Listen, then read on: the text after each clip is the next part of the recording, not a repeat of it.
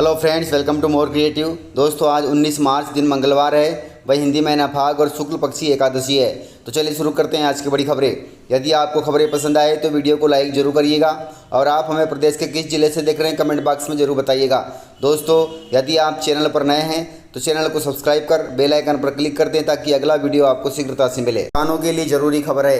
किसान भाई soil health card portal से अपने खेत की मिट्टी की सेहत जान सकते हैं और अपनी आमदनी भी बढ़ा सकते हैं। इस कार्ड के माध्यम से किसानों को उनके खेत के मिट्टी की उर्वरता की सटीक जानकारी मिलती है और फसलों में संतुलित खाद एवं उर्वरक के उपयोग को बढ़ावा मिलता है, जिससे फसलों के उत्पादन में बढ़ोतरी के साथ साथ अच्छी गुणवत्ता युक्त उत्पाद में इजाफा होता है और प्रति इकाई लागत में भी कमी और किसानों की आय में भी बढ़ोतरी होती है। सॉइल हेल्थ कार्ड योजना केंद्र सरकार ने 2015 में किसानों के लिए शुरू की थी।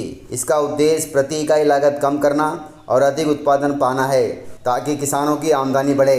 इसके लिए आप अपने नज़दीकी सॉइल हेल्थ कार्ड केंद्र में जाकर के अपनी मिट्टी का परीक्षण करवा सकते हैं और ज़्यादा से ज़्यादा उच्च गुणवत्ता वाला उत्पाद पा सकते हैं। आचार संहिता के बाद निर्वाचन आयोग की पहली बड़ी सर्जरी हुई है। लोकसभा चुनाव से पहले ही चुनाव आयोग ने आम चुनाव कराने के लिए बड़ा एक्शन लिया है। चुनाव आयोग ने एक्शन लेते हुए 6 राज्यों के गृह सचिव को हटाने का आदेश दिया है। इसके साथ ही चुनाव आयोग ने पश्चिम बंगाल के पुलिस कमिश्नर को भी हटाने का आदेश जारी कर दिया है। इन 6 राज्यों के गृह सचिव हटाए गए हैं। उनमें से गुजरात, उत्तर प्रदेश, बिहार, झारखंड, हिमाचल प्रदेश, उत्तराखंड के गृह सचिव शामिल हैं। वहीं चुनाव आयोग ने मिजोरम और हिमाचल प्रदेश के सामान्य विभाग के सचिव को भी हटाने का आदेश जारी किया है। चुनाव आयोग ने पश्चिम बंगाल के पुलिस चीफ के पद पर रहे राजीव कुमार को भी हटाने का आदेश जारी कर दिया है। यह सब इसलिए किया जा रहा है ताकि निष्पक्ष चुनाव हो सके, इसलिए इतना बड़ा फैसला ले रहा है चुनाव आयोग। कांग्रेस को फिर लगाया झटका।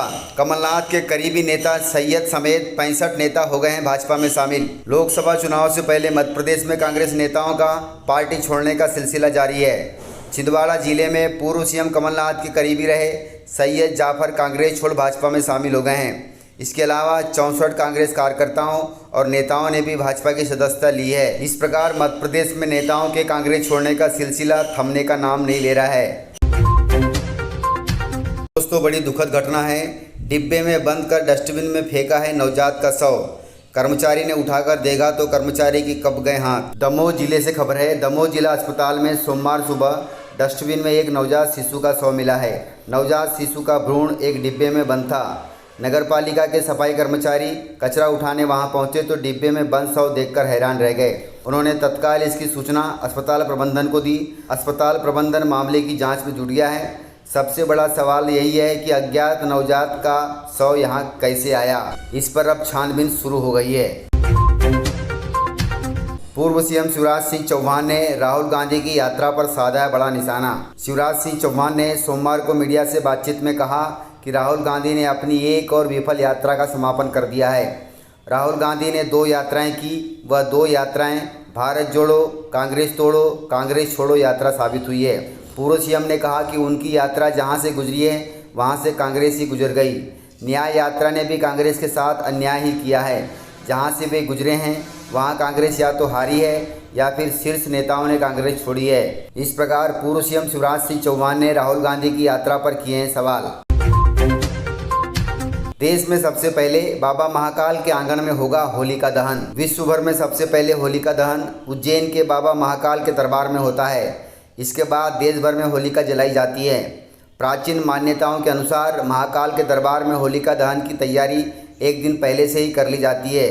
खास बात यह है कि महाकाल के दरबार में होलिका दहन के लिए किसी भी प्रकार का मुहूर्त नहीं देखा जाता। इस प्रकार विश्व में सबसे पहले होलिका दहन बाबा महाकाल के आंगन में होता है। इस खूबसूरत नज़ारे को देखने के लिए श्रद्धालु हर साल होली के एक दिन पहले उज्जैन पहुंचते हैं और महाकाल के दरबार में होलिका दहन देखते हैं। कांग्रेस की मध्य प्रदेश में नए चेहरों पर दांव लगाने की तैयारी चल रही है। इस पर फैसला जल्दी होगा। प्रदेश संगठन में परिवर्तन के बाद अब कांग्रेस की लोकसभा चुनाव में नए चेहरों पर दांव लगाने की तैयारी है। 10 सीटों की पहली सूची में जिस तरह टीकमगढ़ से पंकज अहिरवार, धार से राधेश्याम मुबेल और खरगोन से पोरवाल खरते को प्रत्याशी बनाया गया है, उसी तरह अन्य सीटों पर भी नए चेहरे देने की तैयारी चल रही है। इसको लेकर प्रदेश कांग्रेस अध्यक्ष जीतू पटवारी जी प्रदेश प्रभारी जितेंद्र सिंह, विधानसभा में नेता प्रतिपक्ष उमंग सिंगार सहित वरिष्ठ नेता प्रत्याशी चयन को लेकर चर्चा कर चुके हैं। जीतू पटवारी जी ने कहा है कि मंगलवार को दिल्ली में होने वाली बैठक में अंतिम रूप देकर प्रत्याशी घोषित कर दिए जाएंगे। शहडोल, जबलपुर और बालाघाट के कांग्रेस प्रत्याशियों को प्रति विधानसभा 3 दिन का समय भी नहीं मिलेगा चुनाव प्रचार के लिए। दोस्तों, आचार संहिता लगने के बाद प्रत्याशियों को चुनाव प्रचार के लिए पिछले लोकसभा चुनाव की तुलना में इस बार कम समय मिल रहा है। पहले चरण में मतदान में शहडोल, बालाघाट और जबलपुर लोकसभा सीट के लिए कांग्रेस ने अभी तक उम्मीदवार ही घोषित नहीं किए हैं, जबकि यहां 19 अप्रैल को चुनाव होना है। पहले चरण के लिए नाम वापसी की अंतिम तिथि 30 मार्च है और आमतौर पर इसके बाद ही प्रचार जोर पकड़ता है और वहीं मतदान के 2 दिन पहले प्रचार बंद हो जाता है। एक लोकसभा क्षेत्र में 7 से 8 विधानसभा सीटें होती हैं। इस हिसाब से इन तीनों सीटों पर कांग्रेस प्रत्याशियों को प्रचार के लिए लगभग 2 दिन ही मिलेंगे और इतने कम समय में कैसे चुनाव प्रचार होगा, यह कांग्रेस के लिए दिक्कत बन रहा है। जबलपुर में बनेगा मध्य प्रदेश का पहला टैंक टेस्टिंग ट्रैक। प्रदेश का पहला टैंक टेस्टिंग ट्रैक जल्द ही जबलपुर में आकार लेगा। यह ट्रैक वाहन निर्माण के परिसर के ठीक बाहर रेलवे लाइन के पास बनाया जाएगा, जिसकी लंबाई लगभग 6 किलोमीटर होगी। अभी देश में हेवी व्हीकल्स फैक्ट्री अवार्ड के पास ट्रैक टेस्टिंग ट्रैक है। ज्ञात हो कि वाहन निर्माणी जबलपुर को सेना के T72, T90 टैंक की सर्विसिंग का वर्क ऑर्डर प्राप्त हुआ है, इसलिए यह ट्रैक बनाया जा रहा है ताकि सेनाओं को उनके औजारों की टेस्टिंग करने में ज़्यादा दिक्कत न हो। मध्य प्रदेश के सिविल अस्पताल और CHC अस्पताल में भी बनेंगे डेंटल यूनिट। प्रदेश के सभी जिला अस्पतालों के अतिरिक्त चिन्हित सिविल अस्पताल और सामुदायिक स्वास्थ्य केंद्रों में भी दांत के बड़े बड़े उपचार हो सकेंगे। यहाँ रूट केनाल, जबड़े की सर्जरी, छोटे बच्चों के दांतों का उपचार और दांतों में फिलिंग का काम भी हो सकेगा। इनके लिए 40 करोड़ रुपए पिछले वर्ष स्वीकृत हुए थे और इस बार भी कुछ राशि स्वीकृत हुई है। बताया जा रहा है कि दांतों के उपकरण आने में 4 महीने का समय लगेगा, इसलिए इन 4 महीनों में सभी जिला अस्पतालों में डेंटल क्लीनिंग व्यवस्थित हो जाएंगी ताकि जिला अस्पतालों में, सिविल अस्पतालों में भी दांतों का उपचार हो सके।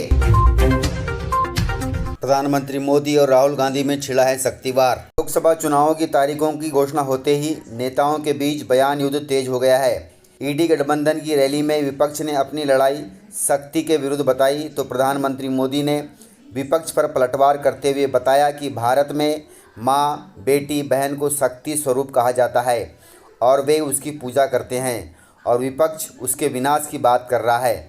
वहीं राहुल गांधी ने इस बात पर प्रधानमंत्री मोदी को जवाब भी दिया है। राहुल गांधी जी ने कहा कि मोदी जी को मेरी बातें अच्छी नहीं लगती, किसी न किसी तरह उन्हें घुमा फिरा कर उनका अर्थ हमेशा बदलने की कोशिश करते हैं, क्योंकि वह जानते हैं कि मैंने एक गहरी सच्चाई बोली है। जिस शक्ति का मैंने उल्लेख किया है, जिस शक्ति से हम लड़ रहे हैं, उस शक्ति का मुखौटा मोदी जी हैं।